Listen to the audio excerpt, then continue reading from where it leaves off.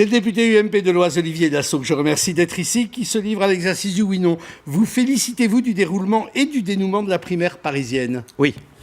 Est-ce que c'est parce que vous n'avez plus de leader incontesté que la primaire pour la présidentielle est aujourd'hui nécessaire à l'UMP? Non. Le président de la République a-t-il raison de marteler sa conviction d'une reprise de la croissance? Oui. Si la gauche osait toucher à la retraite des fonctionnaires par équité par rapport au privé, vous applaudiriez? Oui. Êtes-vous soulagé du recul du gouvernement sur la publication du patrimoine des élus? Oui.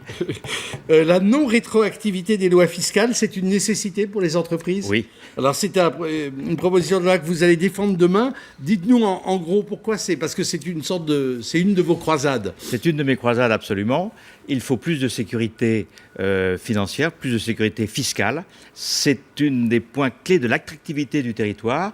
Et aujourd'hui, qu'est-ce qu'il se passe?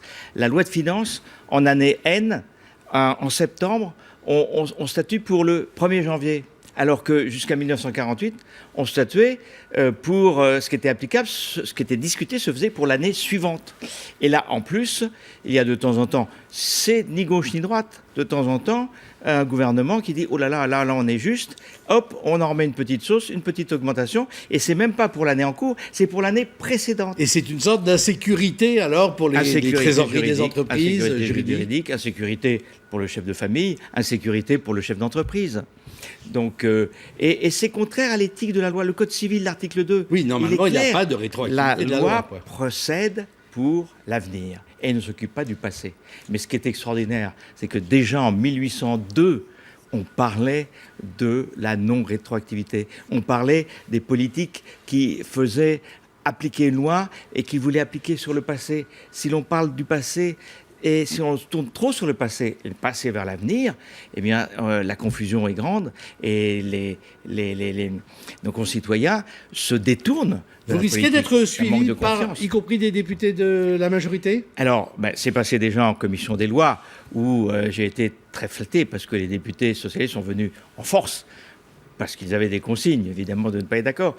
Mais le président de la commission des lois m'a dit, monsieur le député, même si la commission des lois ne vous a pas donné raison, vous avez pris date. Et mon but aujourd'hui, c'est de prendre date. Alors, le déroulement et le dénouement de la primaire parisienne, vous êtes sans doute plus satisfait du dénouement que du déroulement. Oui, bien entendu, mais c'est jamais facile. C'est pas facile techniquement aussi, surtout. C'est un score incontesté et incontestable. C'était votre candidate de cœur? C'est une belle victoire du premier tour. C'était ma candidate de cœur dans la mesure où François Fillon n'y allait pas. Moi, j'ai toujours considéré que François Fillon, à partir du moment où il quittait la Sarthe, qu'il prenait la circonscription qu'on avait promis à Rachida Dati. Je ne veux pas ranimer l'ancien débat. C'était logique parce que devenait un candidat naturel pour la reconquête de Paris. Il préfère se réserver pour un autre combat. Je le regrette. Je pense que c'était un candidat fort en face d'Hidalgo, mais je suis très heureux de la victoire aux primaires de Nathalie Kosciusko-Morizet, parce que c'est au fond une femme contre une femme, donc on ne pourra pas faire de reproches sexistes à l'UMP. Alors, est-ce que c'est parce que vous n'avez plus de leader incontesté que la primaire est aujourd'hui, pour la présidentielle, nécessaire? Alors moi, ma position est très claire. Si Nicolas Sarkozy ne se représente pas, il faut une primaire. C'est évident. Elle a existé au Parti socialiste, ça s'est bien déroulé, ça a nommé le candidat, ça l'a distingué, légitimé.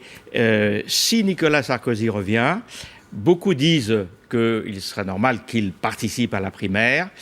Moi, je reviens plus dans la ligne dans laquelle était Jean-François Copin à une certaine époque, qui disait que s'il s'effacerait devant lui. Je pense que si Nicolas Sarkozy revient, c'est lui qui gagne, et qu'il y avait une primaire obligatoire dans nos statuts, qu'il accepte d'y participer, il gagnerait. Mais il gagnerait en éclaboussant, en laissant des plumes, si on peut l'éviter, c'est mieux. La légitimité d'ancien président devrait lui donner une sorte de passe-droit par rapport aux primaires. D'ailleurs, c'est un peu comme ça que le système américain se fait, puisque le président sortant ne se soumet pas aux primaires. Le président de la République, alors, je vous pose la question, est-ce qu'il a raison de marteler sa conviction en une reprise de la croissance? J'ai envie de vous dire, le député de l'opposition a envie de me répondre non, mais le chef d'entreprise me répondrait oui. La vérité, c'est que c'est oui, mais. C'est-à-dire que les mesures qu'il prend, il a raison de le marteler. Il a raison d'en avoir la volonté. Mais il ne prend pas, et son gouvernement, ses ministres, sa base, ne prennent pas les mesures nécessaires pour une véritable relance économique et pour faire diminuer le chômage. Le chômage a diminué ces 3 derniers mois. Et me dire, bon, mais ce n'est pas les chiffres qu'on a. Oui, en Espagne, mais pas en France. Il a augmenté 336 000 de plus depuis 1 an, depuis l'arrivée de François Hollande à l'Élysée. Je crois qu'il faut diminuer les rigidités du droit du travail, il faut plus de flexibilité, il faut baisser les charges. Le FMI le dit, l'OCDE également, plus de compétitivité. Il faut relancer un espoir économique et malheureusement, le gouvernement actuel n'en prend pas le chemin. Un rapport laisse entendre que le gouvernement toucherait peut-être à la retraite des fonctionnaires pour réduire en tout cas l'écart entre la fonction publique et le privé. C'est une mesure que la droite n'a jamais osé prendre. Est-ce que par un tour de passe-passe, si la gauche le faisait... Je crois qu'aujourd'hui, il serait sain d'aligner les retraites du public. Politiquement, c'est risqué, surtout que les fonctionnaires se votent plutôt à gauche. C'est risqué.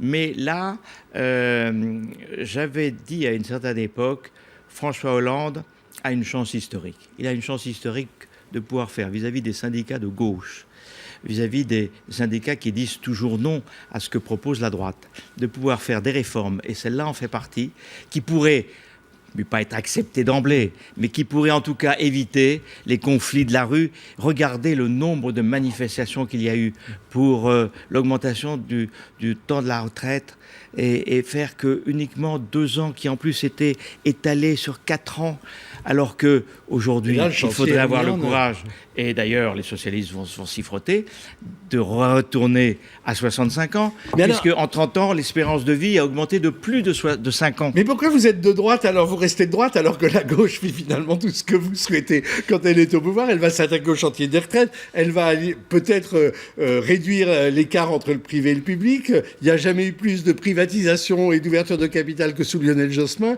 Finalement, c'est quand la gauche est au pouvoir que vous devriez la saluer. Alors, du temps de François Mitterrand et du temps de Lionel Jospin, il est vrai que les affaires économiques ont très bien marché.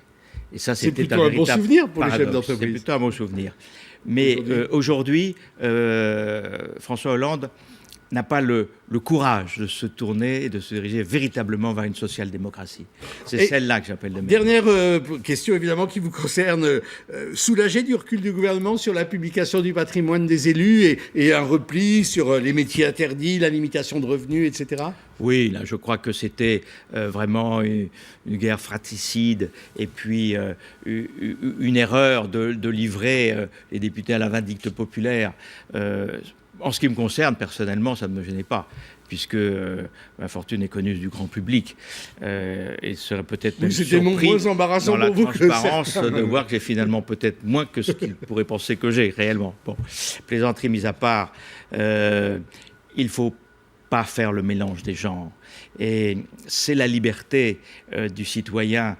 Et le fait qu'il soit député ne doit pas l'empêcher de pouvoir avoir à côté un métier qui lui permette de gagner sa vie, dans la mesure où il n'y a pas d'incompatibilité et d'utilisation et de conflit d'intérêt, d'utilisation de son mandat pour effectivement faire avancer les choses dans son intérêt personnel. À partir du moment où le député défend l'intérêt général, s'il peut avoir une source de revenus autre, c'est une très bonne chose au contraire, parce qu'à ce moment-là, il n'est pas prisonnier de son mandat. Olivier Dassault, merci. L'info continue sur LCI.